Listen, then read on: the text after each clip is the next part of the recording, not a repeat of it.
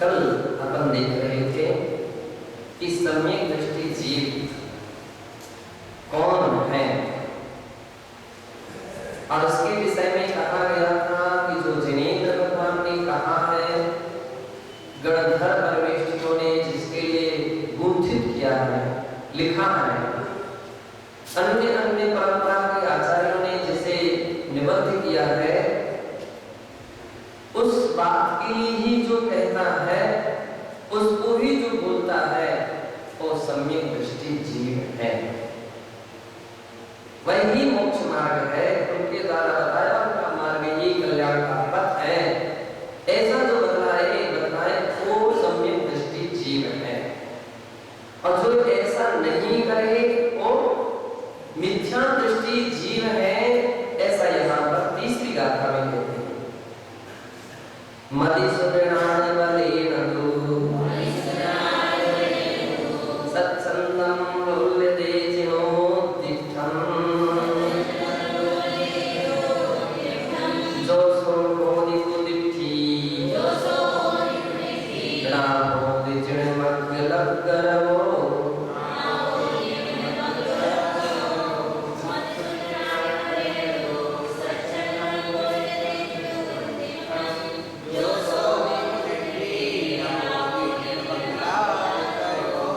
संप्रति शास्त्रकाराः मिथ्या दृष्टि वाह्य चिन्हानि निर्वर्णयन्ति। अब यहाँ शास्त्रकार आचार्य कुंद जीव देव मिथ्या दृष्टि जीव के बाह्य चिन्हों के विषय में निर्वर्णयन्ति, अच्छी तरह से वर्णन करते हैं। वे कहते हैं कि जो मदिसुरणान बलेन दु सत्संगम बोल्यते जिनोत्तिष्ठम्, मति ज्ञान और सत्य ज्ञान के बल से, यानी मति ज्ञान और सत्य ज्ञान के क्षयोत्सव को पा करके अपने मन की बात को ये कह देता है कि ऐसा जिनेंद्र भगवान ने कहा है, ऐसा कह देता है, ऐसा भगवान ने कहा, ऐसा शास्त्र में कहा है, ऐसा जिनवाणी ने कहा है, जबकि ऐसी बात कही नहीं है।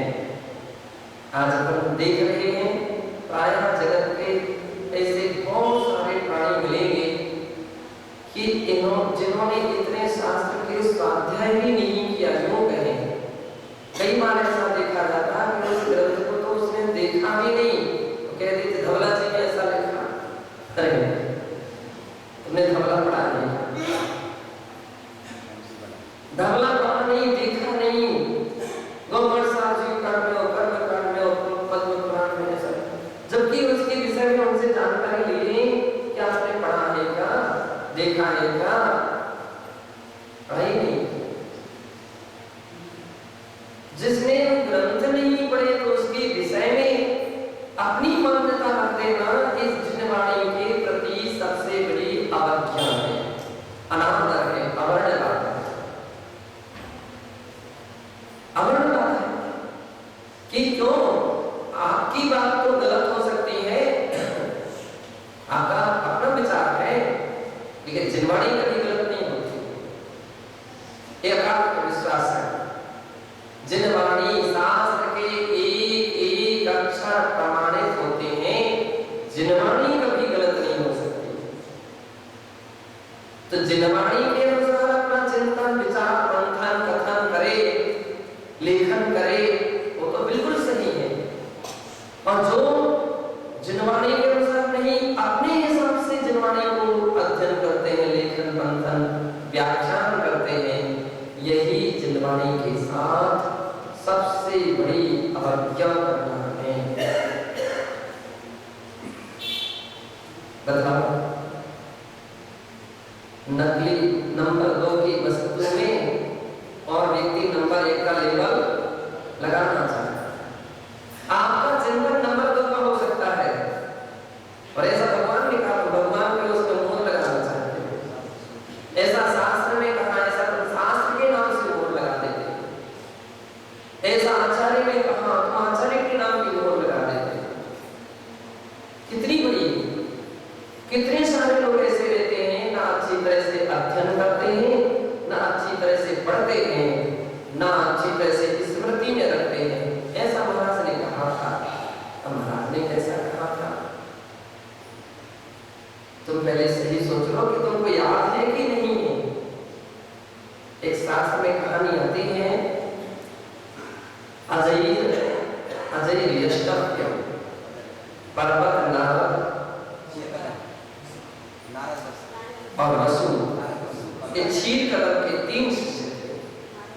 क्षीर कदम्ब के 3 शिष्य थे। अब 3 शिष्यों में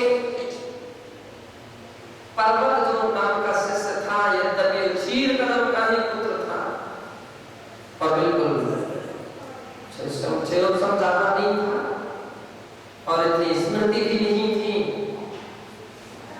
लेकिन अभिमानी कौन था? अभिमानी था। हम पंडित जी के पुत्र हैं, हम तो हमारे लिए सब शास्त्र याद है, हम सब जानते हैं, हम सब पढ़े लिखे। अब चूंकि पंडित जी विद्वान थे, बैरागी थे, अंत में उन्होंने तो दीक्षा ली नहीं, वो तो विद्वान थे, लेकिन आवश्यक थोड़ी है कि पिता विद्वान होंगे तो सभी बेटे भी विद्वान होंगे, ऐसा भी नहीं। लेकिन उसको ऐसा अभिमान था तो उसके मुख से एक बार निकल गया, जय आज का यज्ञ करना, आज का उसने दूसरा लगा लिया, जबकि आज का 3 साल पुराना था नहीं। और इस विषय में नारद के साथ शास्त्रार्थ हो गया। नारद ने कहा कि पर्वत तुम भूल रहे हो, तुम्हें याद नहीं है, गुरुजी ने ऐसा नहीं कहा था, ऐसा नहीं पाया था, तुम गलत अर्थ कर रहे हो। नहीं, मैंने सही अर्थ किया।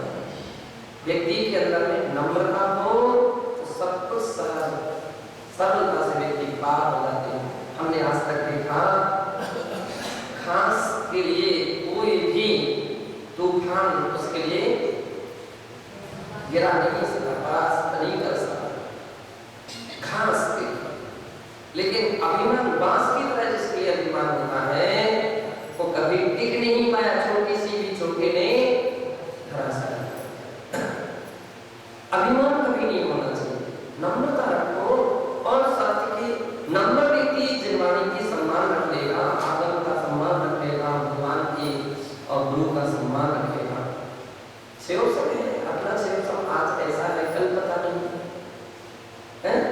तो जो नम्र प्रकृति के लोग होते हैं उनके परिणाम निर्मल होते हैं और परिणामों की निर्मलता होती है, वो दूसरे की सुनना भी चाहता है, समझना भी चाहता है, और जो आगम रहता है उसके ऊपर फिर उसके कोई तर्क वितर्क नहीं चलते। किसके ऊपर तर्क वितर्क नहीं चलते हैं? आगम उन्होंने देखा, बस बात समाप्त। अब चाहे हमारी मान लीजिए बात सही रहे या गलत रहे, लेकिन आगम में जो कहा वो सही। पर्वत और नारद के बीच में बात इतनी बढ़ गई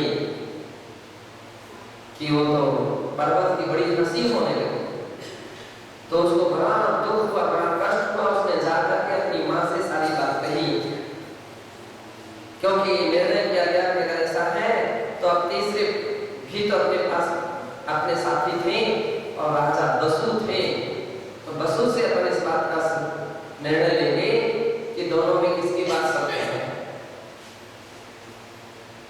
अब पंडितानी का इकलौता पुत्र, मोह के कारण वो अपने पुत्र के दुख नहीं देख सके, उसको नहीं मालूम था सत्य क्या है, सत्य क्या है, बस लेकिन हमारा बेटा दुखी ना रहे, हमारे बेटे की पराजय ना हो जाए। उसने जाकर के राजा बसु से कहा कि जैसा भी हो हमारे बेटे की लाज रखो, हमारी लाज रखो, नहीं तो हमारा तो जीते जाते ही मृत्यु हो जाएगी अगर बेटा को कुछ हो गया। उसने ऐसी बात समझा दी, ऐसी बात समझा दी राजा बसु के लिए कि राजा बसु जहां राजा का सत्य प्राण होता है तो भूल है, और जो पर्वत ने कहा वो सत्य है, ऐसी बात बसु ने की। परिणाम क्या निकला? असत्य का पक्ष भी ज्यादा समय तक नहीं टिक सकता है। एक हमेशा ध्यान रखना, असत्य का पक्ष भी कोई लेख ज्यादा समय तक नहीं टिक सकता है। इस फटिक की उस सिंहासन के उसके जो पायदान थे टूट गए, सिंहासन धराशायी हुआ। नारद ने कहा, हे महाराजा बसु, अभी भी ध्यान रखो, गुरु की उन शब्दों का स्मरण करो जो गुरु ने समझाया था, ऐसा समझाया था। नहीं, जो नारद ने कहा वो सत्य है, पर्वत ने कहा वो सत्य है। क्या हुआ? जमीन फट गई, जमीन फटी। नारद ने फिर कहा कि हे वसु, प्रत्यक्ष तुम इस प्रकार की स्थिति देख रहे हो, अब भी समझ जाओ। लेकिन उसके मुख से यही निकला जो पर्वत ने कहा वही सत्य है। बस झूठ से भी नरक पहुंचा स्वर्ग में। झूठ बोलने के कारण से, और झूठ महाझूठ, एक सामान्य जो झूठ बोलते हैं वो तो फिर भी, और ऐसा कहीं आदम और धर्म और शास्त्र के नाम से कहीं झूठ बोल दे, उससे तो बढ़कर के और कोई महापाप नहीं हो सकता, उससे भी बड़ा महापाप नहीं हो सकता। तो साथ में नरक में ऐसा लगता है, नरक में। पूज्य आचार्य महाराज यहाँ पर कहना चाहते हैं कि इतने सारा समय ऐसा निकला कि अज्ञान और अभिमानता के कारण व्यक्ति के क्षयोत्सम को प्राप्त हुआ, लेकिन थोड़ी सी क्षयोत्सम, थोड़ी सी ज्ञान के अभिमान में व्यक्तियों ने अपने अपने विचारों को आगम सिद्ध कर दिया। आज भी अपन देखिए, थोड़ी सी कहीं बड़ी गहराई में, तत्व की गहराई में उतर करके किसी व्यक्ति के विचारों का तुलना करके गहरे में उतरो, साक्षात आगम को नहीं देखते हैं, और जो अपनी बात होती है उसको ही इन प्रकार सिद्ध करते हैं, युक्ति से, तर्क से, दृष्टांत से उस बात को सिद्ध करने का प्रयत्न करते हैं। और आगम जो कह रहा है, जिनवाणी जो कह रही है, वो दिखती नहीं, मुझे नहीं दिखता, मुझे नहीं समझ में आ रही, वो ऐसा नहीं अच्छा। कितनी युक्ति तर्क वितर्क करके जिनवाणी का लोप कर देते हैं। शास्त्रों में कहा है कि गौमर साहब जीव कांड की वो गाथा सत नहीं, इसके पहले की अजान मानव गुरुदेव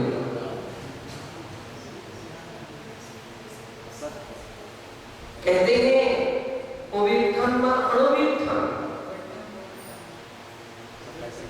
अजान मानव गुरु नहीं होगा। अजान मान अवस्था में ऐसा भगवान ने कहा, ऐसा गुरु ने कहा। एक अज्ञानी व्यक्ति फिर भी सम्यक दृष्टि है। कौन? जिसकी केवल इतनी श्रद्धा है, हम ज्यादा शास्त्र नहीं पढ़े लिखे हैं, हम ज्यादा शास्त्र नहीं जानते, हमको नहीं मालूम में क्या कहा, लेकिन महाराज ने जो कही सो हमको मानने हैं। महाराज ने जो कही सो प्रमाणित है, लेकिन झूठ नहीं बोला, वे सत्य कहेंगे। इतने मात्र से अगर उसको गलत भी समझ में आ गया, गलत सुनाई पड़ा, क्योंकि उसकी दृष्टि, उसकी श्रद्धा सही है ना, ताचार्य का फिर भी वो सम्यक दृष्टि है, उसकी भगवान के प्रति, महाराज के प्रति श्रद्धा है।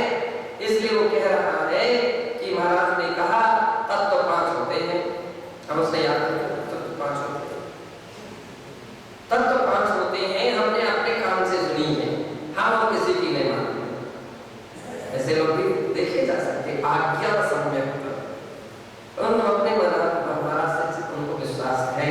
हमारे बहुत सारे महाराज ऐसे रहे, विश्व ज्योति सागर जी थे, महाराज थे, जो महाराज ने कही महाराज की आज्ञा है, जैसी आज्ञा हमको वैसे ही करना है।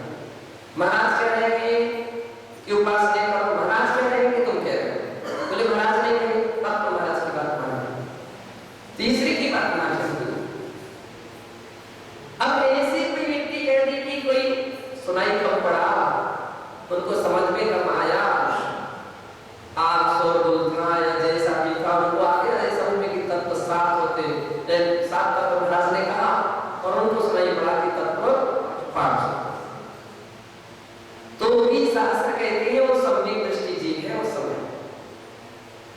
उस समय वो सम्यक दृष्टि जीव है, जो केवल ये बात को श्रद्धा का परचम ला के तब तो 5 ही होते, क्योंकि उसकी श्रद्धा है सही, अभी गलत नहीं। लेकिन सुत्तां गौतम सम्मम दर्शित जंतम जदा सदहरी सोचे हरि मिच्छा इच्छी जीवो तपोपति। आदम को कोई दिखा दे कि भैया ये है तत्पार्थ सूत्र, और यहाँ पर कहा है जीवा जीवा सर्वबंध संबंध मोक्षास। इस तुमने गलत सुन लिया। महाराज तो गलत नहीं हो सकते, महाराज गलत नहीं बोल सकते, बिल्कुल सकते हैं, लेकिन तुम्हारे सुनने में तुम्हारे लिए कहीं गलत आ गया है, इसलिए तुम ऐसे 5 तत्वों की श्रद्धा करके बैठ गए। चलो इस शास्त्र में देख लो, पढ़ लो, और पढ़ करके भी अगर कोई ना माने,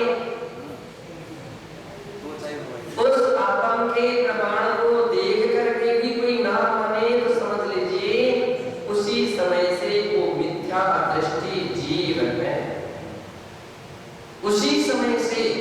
अब उसमें समय भेद नहीं कहा गया, समय भेद नहीं कहा गया कि दूसरे समय से हो जाएगा, आधा घंटे के बाद मिथ्या दृष्टि हो जाएगा, नहीं, तत्क्षण। क्योंकि आदम को देख करके उसने आदम को मान्यता नहीं की, उसको मान्य नहीं किया, वो मिथ्या दृष्टि जीव है। इसलिए कुछ आचार्य कहते हैं कि भाई बहुत सारे लोगों को अध्ययन होता है, मान सकते हैं कि आपको अध्ययन है, अध्ययन शास्त्रों का स्वाध्याय किया है, आपने कुछ पढ़ा लिखा है, लेकिन अभिमान कभी मत कीजिए। किताबी अध्ययन करो, एक पॉइंट हमेशा ध्यान रखो कि क्षयोपम है, कभी घटना है तो कभी बढ़ना है। शुद्धोपयोग की पुस्तक में हमने कि जब एक शुद्धोपयोग हमारे सामने नया मैटर था, आज तक शुद्धोपयोग के विषय में कभी कोई ऐसा इतनी डिटेल में गहरी चर्चा नहीं थी। समय समय पर शंकाएं हुई, समय समय पर प्रश्न हुई, समय समय पर चर्चाएं हुई। हमने तो बना सोच लिखा, लेकिन अंत में प्रस्तावना में लिखा कि आज तक के स्वाध्याय में जो हमने पाया उसको ऐसा लिखा है। संभव है कि आगे स्वाध्याय में हमको कहीं और अलग बात मिल जाए, तो हम उसके लिए भी स्वीकार करेंगे। यदि आगम वाक्य मिलेगा, आचार्य प्रणीत वाक्य मिलेगा, सम्मान के साथ श्रद्धा हम उसके लिए स्वीकार करेंगे। कोठिया जी इतने खुश थे इस बात को लेकर, दरबारी लखनी कोठिया सबसे अधिक इस बात को लेकर के खुश थे। पंडित बजरंग मोहनलाल जी बोले, राज सागर जी ये बात हमें बहुत अच्छी लगी, और बोले ये बात को हम सबकी प्रारंभ होना चाहिए कि जब तक हमारा आज तक जितना स्वाध्याय हुआ उतना हमारा आज तक का कथन ये है, कहीं इसके आगे, क्योंकि अपार शास्त्र है, असीम आदम है, इतना तो अपना क्षयोपम भी नहीं है कि हम सारी बातों को स्मृति में रख सके। हो सकता है कि अगर अपने विचारों से कहीं अलग आदम की बात मिलेगी तो हम आदम की बात को प्रमाण मानेंगे, अपने अहंकार के लिए, अपनी छोटी विचारधारा के एक साइड में कर देंगे, अपनी छोटी विचारधारा के लिए, अपने तुच्छ विचारों के लिए एक साइड में रख देंगे। नहीं नहीं नहीं। एक बात मुझे और किसी की बहुत अच्छी लगती है, कभी किसी के प्रवचन हो रहे थे तो उन्होंने कहा था जो सत्य है वो आदम की बात है, कहीं भी असत्य निकल जाए वो हमारी समझ लेना, आप तो मेरी नहीं आदम की बात पर प्रमाण रखें। ऐसी बातें मुझे इतने अच्छी लगते हैं कि जो आदम है वो कभी असत्य नहीं हो सकता। हमारे विचार असत्य हो सकते हैं, हमारा चिंतन असत्य हो सकता है, हमारा कथन असत्य हो सकता है, इसमें कहीं फेर हो सकती है, लेकिन जिन्होंने कभी असत्य नहीं हो सकता। ऐसी जिसकी अकाट श्रद्धा होती वो सम्यक दृष्टि जीव रहता है, और जो केवल थोड़े से ज्ञान के अहंकार में गुब्बारे की तरह फूल जाता है, वो एक दिन फूट जाता है। क्या होता है? गुब्बारे अब जितनी हवा भर सके उतनी तो ठीक है, ज्यादा भरोगे तो क्या होगा, वो फूट जाएगा। अहंकार एक दिन व्यक्ति के लिए नरकों की ओर पहुंचा देता है, पहुंचे कि नहीं, बस झूठ से भी। इसलिए हमेशा इस बात के लिए ध्यान रखना, जिनवाणी का इतना सम्मान रखना, इतना विनय रखना कि जब भी जिनवाणी का एक अक्षर भी प्रमाण का मिल जाए उसके लिए तो श्रद्धा के साथ स्वीकार करना और उसी समय अपने अहंकार में तोड़ देना। मेरी मान्यता गलत थी, मेरा सोच गलत था, मेरा विचार गलत था, तो तुरंत स्वीकार करना चाहिए। पूज्य आचार्य श्री कुंद कुंद देव तीसरी बात हम यही कह रहे हैं कि अज्ञानी व्यक्ति मदि सुंदर वाले जो सत्संगम मूल्य दे जुनोद्युक्त कितनी बड़ी समस्या है। मति शुद्ध ज्ञान के बल से सत्संग बोलता है, सत्संग यानी मन की बात बोलता है, अपने हिसाब से बोलता है और फिर भी क्या बोलता है कि ऐसा भगवान ने कहा। अगर कोई पूछ ले कौन सी जिनवाणी में कहा बदलाव, कौन से शास्त्र में कहा बदलाव, कोई भी एक आपको प्रमाण दे दीजिए, प्रथमान योग के, चरणान योग के, करणान योग के, द्रव्य के, कोई भी किसी अवयव के एक आपको प्रमाण दे दीजिए, युक्ति से लगा सकते हैं, तर्क से लगा लेना चाहिए। ध्यान रखो जिनवाणी के सामने युक्ति और तर्क नहीं चलते। आगमानुसार जुक्ति, आगमानुसार तो जुक्ति होती है, लेकिन जुक्ति अनुसार आगम, युक्ति के अनुसार आगम नहीं होता है। दूसरी बात है आगम अतर्क गोचर, आगम तर्क का विषय नहीं होता है। आगम के ऊपर तर्क नहीं की जा सकती, आगम तो अतर्क गोचर है, और जो आगम के ऊपर तर्क करने लग जाए तब तो होगी समझी दृष्टि की परीक्षा है। आदम के ऊपर कभी तर्क नहीं होना चाहिए। अगर ऐसा भी कर रहा है जो कहते सो जो सो होदी कुदृष्टि, अब वो कौन होगा, तो कुदृष्टि है ना, होदी जिन्हें मध्य काम करो, और जिन मार्ग में लगा हुआ नहीं है, जिन मार्ग से बाहर है, ऐसा समझना चाहिए। अगर मंद मिथ्यात्व का उदय हो तो व्यक्ति को समझ में आता है, समझ जाता है, और जहाँ व्यक्ति की तीव्र मिथ्यात्व का उदय होता है तो बातें उसकी समझ में नहीं आती। आराम के साथ तर्क नहीं होगा, तर्क से तो निर्णय होता है। हाँ, तो यहाँ पर क्या है, कुतर्क जो अवस्था है, आदम को देख देख करके भी हम नहीं मान सकते, हम नहीं मानते, हम प्रथमान्यों को नहीं मानते, हम चरणान्यों को नहीं मानते, हम द्रव्यान्यों को नहीं मानते। संसार है, ऐसे ऐसे संसार में लोग हैं कि किसी के मान सकते हैं आपके किसी अनुयोग विशेष पर विशेष श्रद्धा है, लेकिन इसका मतलब ये तो नहीं कि दूसरा अश्रद्धानीय हो जाए। द्वादशांग में प्रथमान्योग भी आ रहा है, द्वादशांग 12वां अंग का नाम क्या है, दृष्टिवाद। 12वें अंग का नाम क्या है, दृष्टिवाद। और दृष्टिवाद के कितने भेद हैं,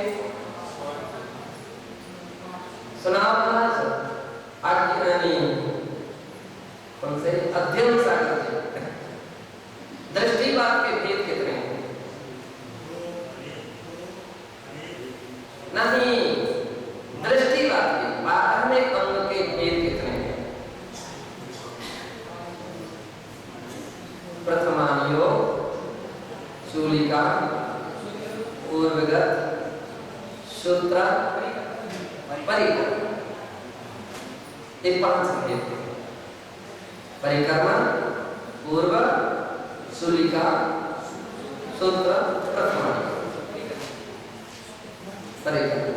इस प्रकार से एक 12वें अंग के 5 भेद में यदि किसी व्यक्ति ने प्रथमान्योग को मान्य नहीं किया, यानी उसने द्वादशांग को मान्य नहीं किया, किसी ने चरणानियों को मान्य नहीं किया, यानी उसके आचाराओं को मान्य नहीं किया, किसी ने द्रव्यानियों को मान्य नहीं किया, समझ लीजिए उसने आत्म प्रवाह को मान्य नहीं किया, और किसी ने कर्णानियों को मान्य नहीं किया, तो अग्राणी आपको उसने मान्य नहीं किया। कितनी ऊंची बात है। तो पूज्य आचार्य महाराज यहाँ पर कहते हैं कि ये कविया जो इस प्रकार के अपने ज्ञान के बल से, तुच्छ ज्ञान के बल से ऐसा कह देता, वो अपने विचार को आगम या जिनवाणी या जिनेंद्र भगवान की बात में ऐसा कह देता, वो दृष्टि है, हमारा एक और सोच है, मेनी मैन मेनी माइंड्स, ऐसी एक सुक्ति है अपने आप कि मुंडे मुंडे मते बिना हर व्यक्ति की सोच अपने तरीके के हो सकते हैं, हर व्यक्ति का अपना विचार अलग अलग हो सकता है, हर व्यक्ति का चिंतन अपना अपना हो सकता है, ये संभव है, इसमें कोई दिक्कत नहीं। अगर आपका कोई विचार है, आपका कोई चिंतन है, आपका कोई सोच है, तो उसको अपने सीमा तक रखो, उसको, वही हमारा ऐसा सोच है, हमारा ऐसा विचार है। बदलाव सही। जिनवाणी की सभा में बैठ करके बातें हो रही हैं, आंटी जी शास्त्र सभा चल रही है और तुम्हारी चर्चा चल रही है, सब लोग तो सोच रहे होंगे कि जिनवाणी सुनने बैठे, और तुमने अपनी चर्चा में पूरा समय पूरा कर दिया। क्या समझ में आएगा, क्या समझ में आएगा? तो कितनी अच्छी बात कही रहे हैं, बताई जा रही है कि ऐसा कोई व्यक्ति के विचार में आ जाए कि हमारा ऐसा विचार है और आपको आगम का प्रमाण ना मिले, तो यहां तक रखो, कोई परेशानी नहीं है कि ऐसा मेरा विचार है, ऐसा मेरा चिंतन है, या मेरा ऐसा सोच है, यहां तक चलते जाओ, कोई परेशानी नहीं है। लेकिन ऐसा शास्त्र में लिखा है, ऐसा मत करो, ऐसा आगम ने कहा, ऐसा मत करो, ऐसा जिनवाणी ने कहा, ऐसा मत करो, ये आपका विचार है, कोई परेशानी नहीं है। हर व्यक्ति के अपने अपने विचार बहुत सारे हो सकते हैं। हाँ, यदि आगम में कहीं दो विचार मिल जाए, जब हम धवला जी की क्लास पढ़ रहे थे, तो धवला जी के प्रकरण में प्राय लगभग वीरसेन महाराज ने बहुत सारे जगह ऐसे प्रसंगों पर कुछ कुछ विषयों पर दो मत रखे आचार्यों ने, आचार्यों के दो मत रखे किसी विषय पर।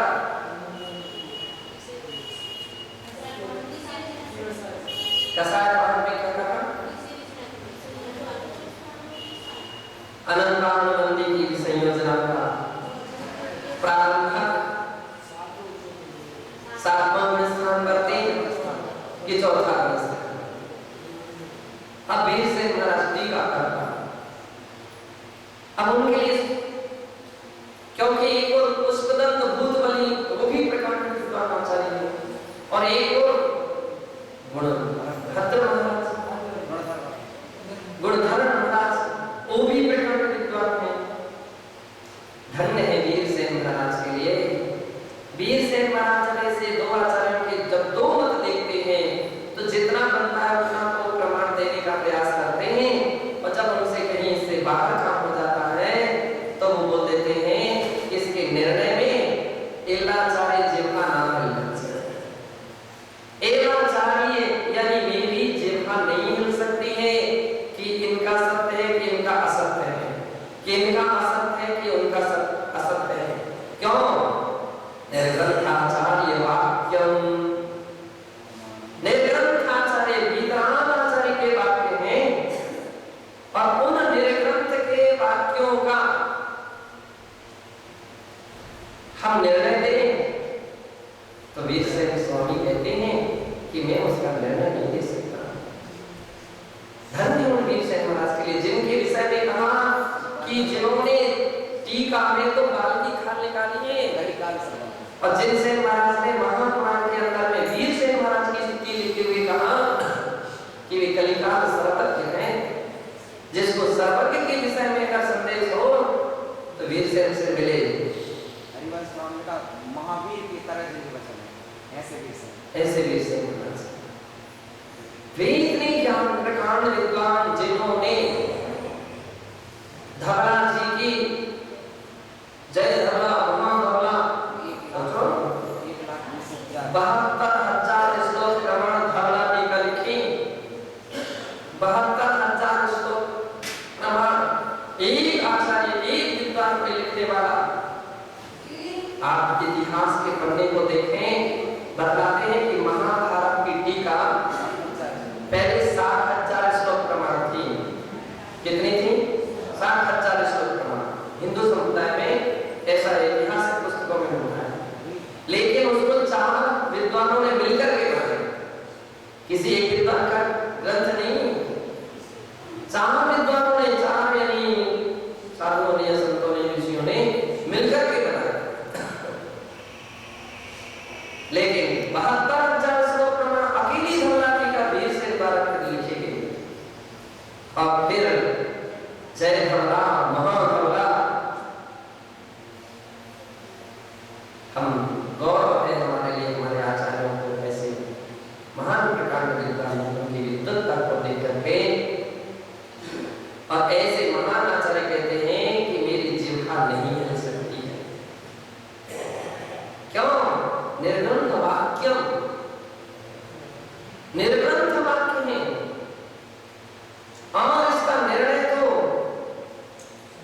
सर्वज्ञ भगवान ही कर सकते हैं कि कौन सत्य है कौन असत्य है। इसका निर्णय हम कर सकते नहीं। आज निर्ग्रंथों का निर्णय सग्रंथ करने के लिए बैठ सकते हैं, निर्ग्रंथों का चर्चा ग्रंथ मान कर रहा है। कितनी बड़ी भूल हो रही है। इसलिए आचार्य कहते हैं कुछ दृष्टि है वो सम्यक दृष्टि नहीं हो सकता है। जिनेंद्र मार्ग पर नहीं लगा, व्यर्थ के ज्ञान के थोड़े से ज्ञान के अभिमान में वो पाप कर्म और बांध रहा है, पाप कर्म और कमा रहा है, संसार में परिभ्रमण करने की तैयारी हो। ये अहंकार छोड़ दो, अपने अंदर में भी ऐसे विचार ना आ जाए तो उस अहंकार को छोड़ देना चाहिए और इतनी जीवन में सरलता आ जाए कि जो भगवान की वाणी है वह ही सत्य है, जो वाक्य हैं जिनेंद्र भगवान के वो ही सत्य हैं, वो ही प्रमाणित हैं और उसके विषय में हमारी कदापि कोई संदेह नहीं। ये हो सकता है कि कोई विषय आपको समझ में ना आए तो ये अपने चेतन की कमी है, ना कि आचार्य और जनवाणी और भगवान की कमी है। ये हमारी कमी हो सकती है कि हमको समझ में नहीं आ रहा, लेकिन फिर भी भगवान के प्रति श्रद्धा रख करके व्यक्ति पार हो जाए। लेकिन उसमें तर्क कुतर्क करना शुरू कर दिया, यही बातें हम देते हैं। रत्नत्रय वर्धनी टीका प्रारंभ होते हैं। जो मदिसुनान बलेन जणेदिठ्ठं सत्संगं बोधते सोदो उद्दिठ्ठि होदे सो जण मग्ग लग्गर वो ना होदे इति अन्वया। एक अन्वय व्याख्या की है कि जिसका अर्थ हमने बता दिया कि मति ज्ञान के बल से ऐसा जिनेंद्र भगवान ने कहा, इस प्रकार से सत्संग जो बोलता है वो कुछ दृष्टि है और जिन मार्ग पर नहीं लगा हुआ है, ऐसा जानना चाहिए। जो यो मति श्रुत ज्ञानी सामान्य जनो भवति, मति ज्ञानी और श्रुत ज्ञानी आमतौर पर सामान्य प्राणी होते। कथन सामान्य भाषा में चल रहा है। 2 प्रकार से कथन होता है, सैद्धांतिक और एक सामान्य। सैद्धांतिक कथन और आत्मिक कथन सम्यक दृष्टि के ज्ञान को मति ज्ञान शुद्ध ज्ञान कहा जाएगा और मिथ्या दृष्टि के ज्ञान को मध्या ज्ञान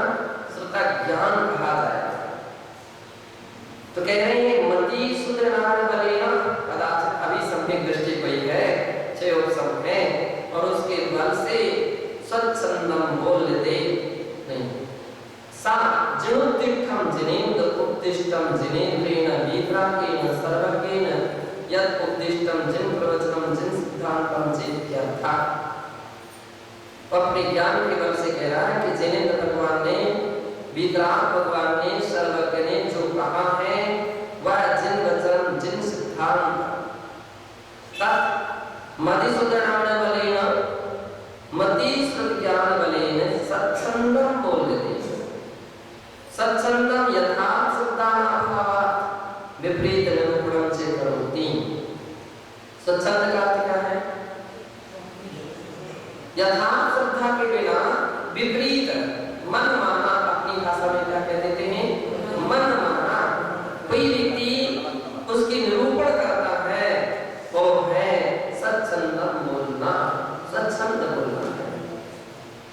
यद्वा स्वामति कल्पित सिद्धांतान जनोक्त समय रूपेण रूपयति। स्वामत कल्पित सिद्धांतान, अपने मन से कल्पित, अपने मन में जो कल्पना करके बैठा है उस कल्पना के अनुसार ऐसा भगवान ने कहा है। पूर्वाग्रह उसके अंदर में बैठा हुआ है, पूर्वाग्रह बैठा हुआ है। उस पूर्वाग्रह के अनुसार वो कभी कभी कुछ का कुछ बोल देता है। ऐसा कहा जाता है कि जैसे दो चींटियां थी, एक चींटी नमक के ढेले की और दूसरी चींटी शक्कर के ढेले की। दोनों आपस में मिली और जब मिली तो एक दूसरे ने एक दूसरे का समाचार पूछा। जब समाचार पूछा, राजी खुशी पूछी, तो नमक के ढेले वाली चींटी ने कहा मैंने क्या खुशी पूछ रहे हो, मेरा तो जीवन ऐसे नमक के स्थान पर जन्म हुआ है, बड़े कष्ट में एक एक दिन निकल रहे थे। तो शक्कर के ढेले वाली चींटी ने कहा बहन तू घबराना, मेरे साथ चल, हम ऐसे शक्कर के स्थान पर हैं कि इतना शक्कर का ढेर लगा हुआ है कि वहां कोई कमी नहीं रहेगी, जिंदगी पूरी निकल जाएगी। शक्कर की ढेली वाली चींटी को जैसे तैसे मना लिया उसने। अब नमक की ढेली वाली चींटी सोचती है कि वैसे तो नमक खा खा करके हमारा शरीर सूख गया है, अब ताकत नहीं रही, पता नहीं कितनी दूर ले जाए और रास्ते में कुछ खाने पीने के लिए ना मिले तो हमारी क्या हालत हो जाएगी। तो कम से कम एक नमक की डली तो मुख में दबा करके ले चलो। अब वो नमक की डली को दबा करके लेकर के चलती है, शक्कर के ढेले तक तो पहुंच गई और शक्कर खाना भी शुरू कर दिया। उसने कहा दूसरी ने खा लो अब आराम से, जितनी शक्कर खाना खाओ लेकिन उसके लिए शक्कर का स्वाद नहीं, शक्कर का स्वाद नहीं है। किसका स्वाद है? नमक का। क्यों? मुख में नमक की डली दबी हुई है, जब तक नमक की डली बाहर ना निकले तब तक शक्कर का स्वाद कैसे आ सकता है? पूर्वाग्रह जिसके मन में बैठ जाए, आप कितने भी तत्व समझा दीजिए, कितने भी शास्त्र के प्रमाण दे दीजिए, पूर्वाग्रह जिसके अंदर में बैठ गया है उसके लिए शास्त्र को देख करके भी शास्त्र नहीं दिखते, आगम को देख करके भी आगम नहीं दिखता है। ऐसी स्थिति खड़ी हो जाती है। इसलिए आचार्य कहते भैया पहले पूर्वाग्रह छोड़ करके जिनवाणी के संग में बैठ जाए। पूर्वाग्रह को छोड़ दो तो तुमको जिनवाणी समझ में आएगी, कुछ न कुछ तत्व तुम्हारे लिए समझ में आएगा। और पूर्वाग्रह लेकर के बैठे रहोगे तो तुम जिनवाणी के कितने भी पन्ने पलटाते चले जाओ, कुछ भी सार निकलेगा नहीं। तो यहाँ पर आचार्य महाराज ने कहा कि स्वामत कल्पित सिद्धांतान, अपने मत के कल्पित सिद्धांतों को ही जिनोक्त समय रूपेण निरूपयति। ऐसा जिनोक्त जिनेन्द्र भगवान ने कहा है, ऐसा जो निरूपण करता है सो तो सत्संग रूप का वह कुदृष्टि मिथ्या दृष्टि वापरती न सम्यक दृष्टि। और मिथ्या दृष्टि होता है और सम्यक दृष्टि नहीं है। सो साच जिन मग्र लग रहो न होती, जिन मार्ग लगनो रवा शब्दा कथनम वायस्य सा, जिन मार्ग लग्न रवा एकाग्र सुनाम होती। जिन मार्ग में लगे हुए उसके वाक्य नहीं है, जिन मार्ग के वचनों से बाहर है, ऐसा जानना चाहिए। अपितु तद्वचनम जैन समय प्रतिकूलम एव भवति इत्यर्था।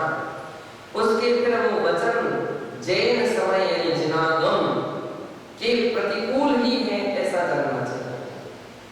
अयम भावः, इसका अर्थ ये मति श्रुत्यानि परोक्षे उत्तम से तत्वार सूत्रे। तत्वार सूत्र में कहा है आदे परोक्षा, ये पहले अध्याय का 14वां सूत्र है।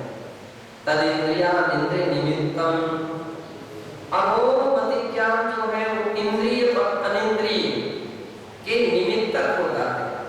इंद्रिय 5 इंद्रिय और अनिंद्रिय यानी मन, इनके निमित्तक हुआ करता है।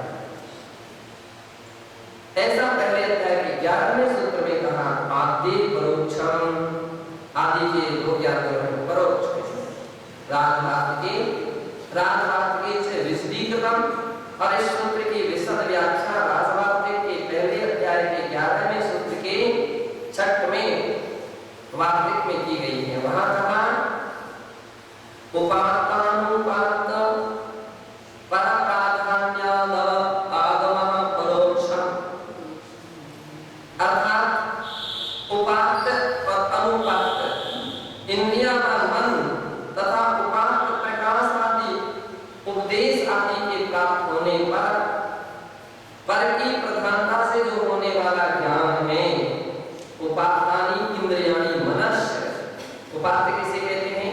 इंद्रिय मन। अनुपात्त प्रकाशोपदेशादि परा, अनुपात्त प्रकाश इत्यादि ये सब अनुपात्त हैं। तत्प्राधान्यात् अवगमः परोक्षम, उनकी प्रधानता से जो अवगम यानी ज्ञान होता है वह परोक्ष ज्ञान है। अपन लोगों के ज्ञान में क्या है? मति ज्ञानी की इंद्रियां भी चाहिए और प्रकाश भी चाहिए, बाकी चाहिए आंखें ही नहीं है जिसकी। अब वो व्यक्ति से कहो कि हम पुस्तक रख के उठा करके ला, वो कैसे उठाएगा? ये बदलाव इस मंदिर में कौन सा कलर है, अब उसकी आंखें ही नहीं है, कैसे बता सकता है? तो इंद्रिय भी होना चाहिए और इसके उपात्त भी होना चाहिए और अनुपात्त भी होना चाहिए। अनुपात यानी अब तुमने आंख वाले व्यक्ति को बैठा, लेकिन घनघोर अंधेरे में बैठा दिया उसको, घनघोर अंधेरे में जहां अपना हाथ भी नहीं दिखे, बदला भैया यहाँ पर दीवार का कलर कौन सा है, तो कैसे बता सकते? वो नहीं बता सकता है। तो उसके लिए तो इंद्रिय भी चाहिए, उपात्त और अनुपात यानी प्रकाश भी चाहिए, दोनों हो, तब फिर वो परोक्ष ज्ञान काम करेगा। छेवसम तो था उसके पास, लेकिन इंद्रिय उपात्त और अनुपात की अवस्था नहीं थी। कितने धन्य अकलंक देव जिन्होंने इस प्रकार का खुलासा किया। ऐसा ज्ञान परोक्ष है। इंद्रियादि माध्यमेन तत्परतंत्रतायां पदार्थ ज्ञानम भवति मति श्रुत ज्ञानानि ज्ञानिनां। इंद्रियादि के माध्यम से पदार्थों का ज्ञान मति ज्ञान और श्रुत ज्ञान कहलाता है। अन्य ज्ञानापेक्षा अन्यो अविशद प्रतिभासता भवति तयो परोक्षत्वे अभिधेतु। अन्य ज्ञान की अपेक्षा से ये दोनों ज्ञान विशद